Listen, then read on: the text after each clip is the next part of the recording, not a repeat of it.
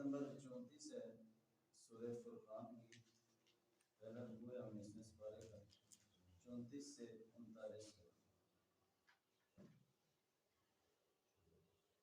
اعوذ باللہ من الشیطان الرجیم، بسم اللہ الرحمن الرحیم۔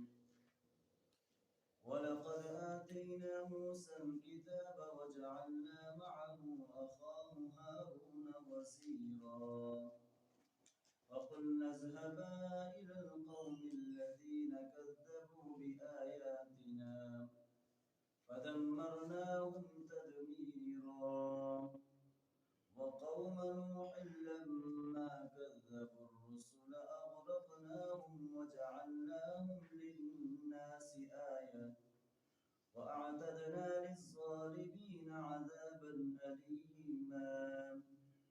وَعَادًا وَثَمُودَ وَأَصْحَابَ الرَّسِّ وَقُرُونًا بَيْنَ ذَلِكَ كَثِيرًا وَكُلًّا ضَرَبْنَا لَهُ الْأَمْثَالَ وَكُلًّا تَبَّرْنَا تَتْبِيرًا۔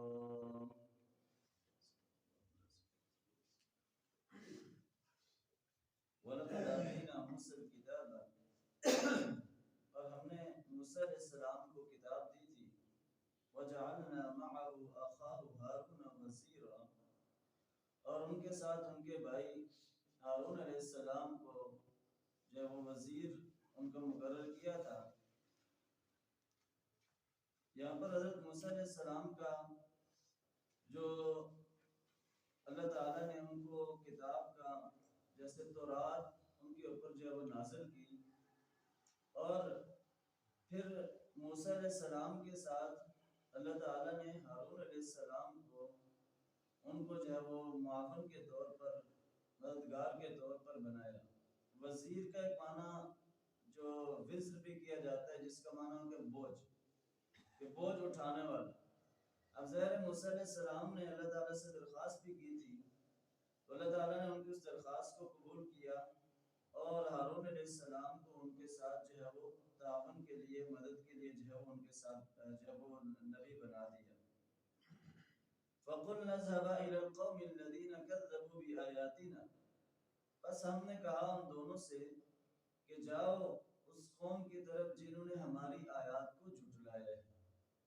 فَدَمَّرْنَاهُمْ تَدْمِيرًا، بس ہم نے ان کو جو ہے وہ تباہ و برباد کر دیا۔ یہاں اس سے مراد موسیٰ علیہ السلام کو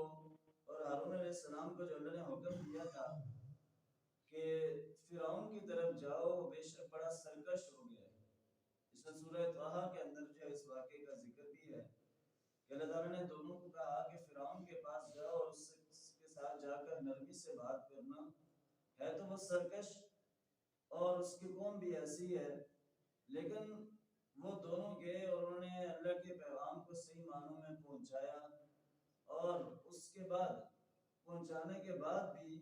پھر بھی جو ہے وہ لوگ باز نہ آئے اور ہٹ درمی پر رہے، تو پھر اللہ نے کہا کہ جب انہوں نے ہماری بات کو نہیں مانا تو پھر ہم نے ان کو تباہ و برباد کر دیا۔ فَدَمَّرْنَاهُمْ تَدْمِيرًا، کہ ان کو جو ہے وہ تباہ و برباد کر دیا، ان کو سمندر دریا کے اندر جو ہے وہ غرق کر دیا اور ساری قوم کو جو ہے وہ تباہ کر دیا۔ وَقَوْمَ نُوحٍ لَمَّا كَذَّبُوا الرُّسُلَ، اور قوم نوح کہ جب ان لوگوں نے جھٹلایا رسولوں کو، اغرقناہم، تو ہم نے ان کو غرق کر دیا، وجعلناہم للناس آیہ، اور ہم نے انہیں لوگوں کے لیے ایک نشانی بنا دیا، وَأَعْتَدْنَا لِلظَّالِمِينَ عَذَابًا أَلِيمًا، اور جب ہمارا تیار کر رکھا ہے ہم نے ظالموں کے لیے دردناک قسم کا عذاب۔ یعنی قوم نوح جو آدم علیہ السلام کے بعد حضرت نوح علیہ السلام کی قوم آئی، انہوں نے بھی انبیاء کو جھٹلایا، ان کو جب ان کی تکذیب کی، تو پھر اللہ تعالیٰ نے یہاں پر اس چیز کا ذکر کیا ہے کہ جب وہ بھی اس چیز سے باز نہ آئے، نوح علیہ السلام نے کئی سو سال تک ان کو جو ہے وہ دعوت اور تبلیغ کا کام کیا، ان کو اللہ کے دین کی طرف بلایا، لیکن اس کے باوجود بھی وہ جب نہیں مانے تو پھر اللہ نے ان پر جو ہے وہ طوفان بھیجا اور اغرقناہم، ان کو ہم نے غرق کر دیا، اور لوگوں کے لیے جو ہے وہ نشانی کے طور پر بنا دیا کہ دیکھو اس قوم نے یہ کام کیا تھا تو لہٰذا اس کا یہ حال ہوگا۔ وَأَعْتَدْنَا لِلظَّالِمِينَ عَذَابًا أَلِيمًا، اور ہم نے تیار کر رکھا ہے ظالموں کے لیے دردناک قسم کا عذاب۔ ایک تو اللہ تعالیٰ یہ بیان کر رہے ہیں کہ ایک تو دنیا کے اندر ایسے لوگوں پر، ایسی قوموں پر جنہوں نے اللہ کو جھٹلایا، اللہ کے احکامات کو نہیں مانا، تو ایک تو دنیا کے اندر ان کے اوپر جو ہے وہ عذاب آیا، ان کی پوری بستیاں اللہ تعالیٰ نے تباہ و برباد کر دی۔ لیکن اس کے بعد ابھی آخرت کا عذاب باقی ہے۔ وَأَعْتَدْنَا لِلظَّالِمِينَ عَذَابًا أَلِيمًا، علیم کا معنی ہوتا ہے دردناک، ان سخت قسم کا عذاب کہ جو درد کے اندر مبتلا رہے ہیں، تو یہ اللہ نے ظالم لوگوں کے لیے تیار کر رکھا ہے۔ ظالم سے مراد جو شرک کرنے والے ہیں، جنہوں نے اللہ کی کبریائی کو، اللہ کی وحدانیت کو تسلیم نہیں کیا ہے، تو ایسے لوگوں کے لیے اللہ تعالیٰ نے عذاب تیار کر رکھا ہے اور دردناک قسم کا عذاب ہے۔ وَعَادٌ وَثَمُودَ وَأَصْحَابَ الرَّسِّ وَقُرُونًا بَيْنَ ذَلِكَ كَثِيرًا، اور قوم عاد اور قوم سمود، وَأَصْحَابَ الرَّسِّ اور کومے والے، وَقُرُونًا بَيْنَ ذَلِكَ كَثِيرًا، اور اس کے درمیان اور بھی کئی قوموں کو ہم نے اسی طرح ہلاک کیا۔ جو قوم عاد ہے اور قوم سمود ہے، اس کا ذکر تو قرآن مجید کے اندر آتا ہے اور ان کے واقعات بھی موجود ہیں کہ ہود علیہ السلام کی قوم اور شعیب علیہ السلام کی قوم، انہوں نے بھی اللہ کے احکامات کی جو ہے وہ صریح طور پر نافرمانی کی، تو اللہ نے پھر ان کو بھی جو ہے وہ آخر میں ان کا بھی جو انجام وہی ہوا، ان کو بھی جو ہے وہ ہلاک کر دیا۔ اور اس طرح جو اصحاب الرس مراد کونے والے، جو ان کے بارے میں تاریخ کے اندر مفسرین نے کوئی اس کی وضاحت جو ہے وہ نہیں ملتی، یعنی یہ ڈاکٹر اسرار صاحب نے بھی اپنی تفسیر کے اندر یہ لکھا ہے کہ اصحاب الرس مراد غالباً کوئی ایک ایسی قوم تھی کہ جس نے اپنے نبی کو جو ہے وہ کنویں کے اندر بند کر دیا تھا، تو ان لوگوں کا جو ہے وہ ذکر ہے۔ باقی اس کے بارے میں مکمل وضاحت قرآن اور حدیث کے اندر جو ہے وہ کہیں پر اس طرح نہیں ہے۔ یہاں اللہ تعالیٰ نے اشارتاً ذکر کیا ہے، یعنی بے شمار قومیں گزری ہیں، تو کئی قوموں کا اللہ نے بالکل اشارتاً ذکر کیا، اور کئی قومیں ایسی بھی ہوں گی، کئی ایسے انبیاء بھی گزرے ہیں کہ جن کا نام تک بھی جو ہے وہ نہیں آیا۔ تو اس کے علاوہ اللہ نے جو فرمایا کہ وَقُرُونًا بَيْنَ ذَلِكَ كَثِيرًا، اس کے علاوہ اور بھی اس کے درمیان اور بھی بے شمار قومیں جو ہے وہ گزری ہیں کہ جنہوں نے اللہ کے احکامات کو جب نافرمانی کی،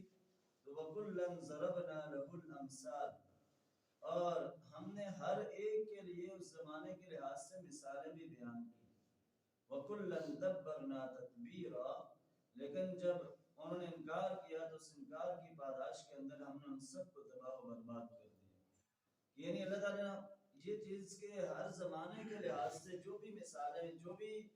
وضاحتیں ان کے سامنے رکھی گئی اس زمانے کے لحاظ سے، تاکہ یہ لوگ بات جو ہے وہ سمجھ جائیں، تاکہ بات جو ہے وہ سمجھ جائیں۔ لیکن جب انہوں نے سب نے انکار کیا تو پھر آخر میں ان کا انجام بھی یہی ہوا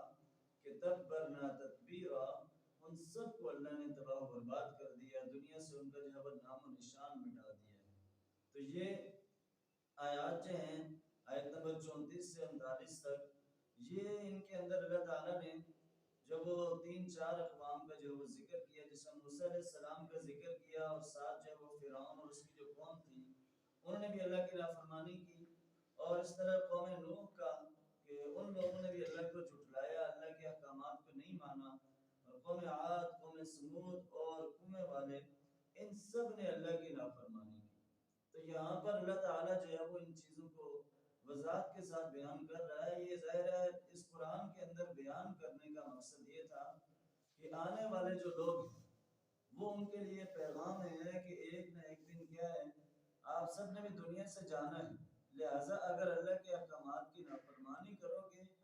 تو کہیں پھر ایسا نہ ہو کہ اللہ کے عذاب جو ہے وہ تمہارے اوپر بھی آ جائے۔ اب یہ قومیں بڑی طاقتور قومیں تھیں، اپنے آپ کو بہت کچھ سمجھتی تھیں۔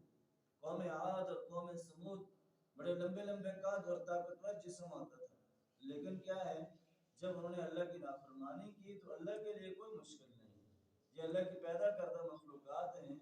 تو لہٰذا اللہ کے لیے ان کو ختم کرنا، ساری دنیا کو ختم کرنا ایک لمحے کی بات نہیں ہے۔ اللہ نے صرف کون کہنا ہے اور فیکون پس وہ کام جو ہے وہ ہو جائے گا۔ تو یہ ہمارے لیے ایک پیغام ہے ان آیات کے اندر کہ اللہ کی نافرمانی سے انسان کو ہر وقت جو ہے وہ بچنا چاہیے۔ اللہ اپنے بندے کو ڈھیل دیتا ہے،